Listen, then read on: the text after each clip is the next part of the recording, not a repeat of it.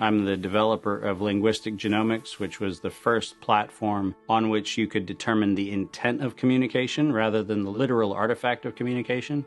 But we've also used that technology for a number of other applications in defense and intelligence and finance, and most notably, in the early 2000s, my company was responsible for bringing down what was, at the time, one of the largest tax frauds in U.S. history.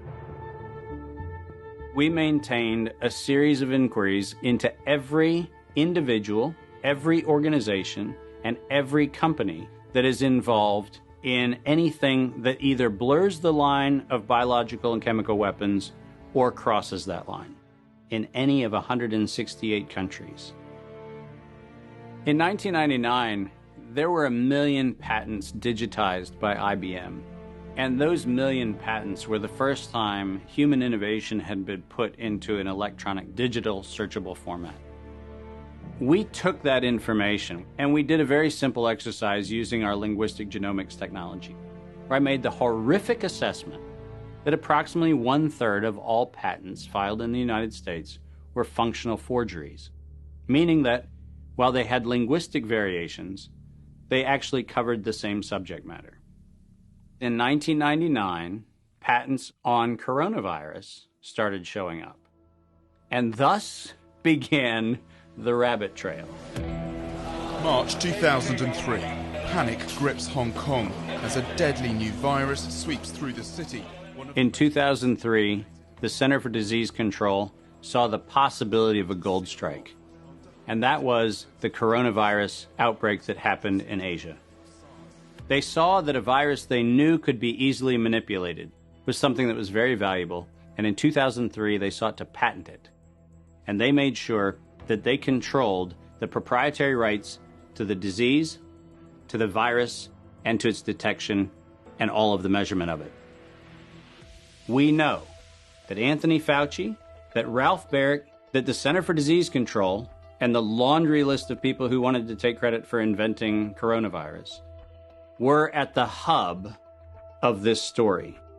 From 2003 to 2018, they controlled 100% of the cash flow that built the empire around the industrial complex of coronavirus. The World Health Organization has officially named the novel coronavirus the novel coronavirus outbreak. The World Health Organization has declared an international public health emergency. While we know that the coronavirus manipulation started with Dr. Ralph Baric in 1999. The major characteristics of SARS, MERS, and SARS coronavirus 2. It's a good way for you. Ralph Baric is the researcher at the University of North Carolina, Chapel Hill, who's famous for his chimeric coronavirus research. In 2002, there was a recognition that the coronavirus was seen as an exploitable mechanism for both good and ill. On April the 25th, 2003, the U.S. Center for Disease Control filed a patent on the coronavirus transmitted to humans. Under 35 U.S. Code Section 101, nature is prohibited from being patented. Either SARS coronavirus was manufactured, therefore making a patent on it legal, or it was natural, therefore making a patent on it illegal. If it was manufactured, it was a violation of biological and chemical weapons, treaties, and laws. If it was natural, filing a patent on it was illegal. In either outcome, both are illegal. In the spring of 2007, the CDC filed a petition with the Patent Office to keep their application confidential and private. They actually filed patents on not only the virus, but they also filed patents on its detection and a kit to measure it. Because of that CDC patent, they had the ability to control who was authorized and who was not authorized to make independent inquiries into coronavirus. You cannot look at the virus, you cannot measure it, you cannot develop a test kit for it. And by ultimately receiving the patents that constrained anyone from using it, they had the means, they had the motive, and most of all, they had the monetary gain from turning coronavirus from a pathogen to profit. Developing and owning a coronavirus vaccine has become a biotech arms race with political overtones. This vaccine gold rush is starting to bother me. Gold rush. Let's keep that in mind.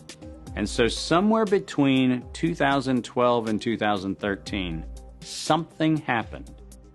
The federal funding for research that was feeding into places like Harvard, Emory, University of North Carolina, Chapel Hill, that funding suddenly became impaired by something that happened at the NIH, where the NIH got this little tiny moment of clarity and said, I think something we're doing is wrong. And in 2013, the NIH said, gain-of-function research on coronavirus should be suspended. The National Institutes of Health had a moral and social and potentially legal reason to object to research. But the letters that were sent to the researchers essentially said, you are receiving notice that we're telling you to stop. And now on the bottom of the page, we're going to clarify what stop means. Keep going. But when the heat gets hot in 2014 and 15, what do? You offshore the research. You fund the Wuhan Institute of Virology to do the stuff that sounds like it's getting a little edgy with respect to its morality and legality. But do you do it straight way? No. You run the money through a series of cover organizations to make it look like you're funding a U.S. operation, which then subcontracts with the Wuhan Institute of Virology. The U.S. could say, China did it. China could say, the U.S. did it. And the cool thing is, both of them are almost telling the truth.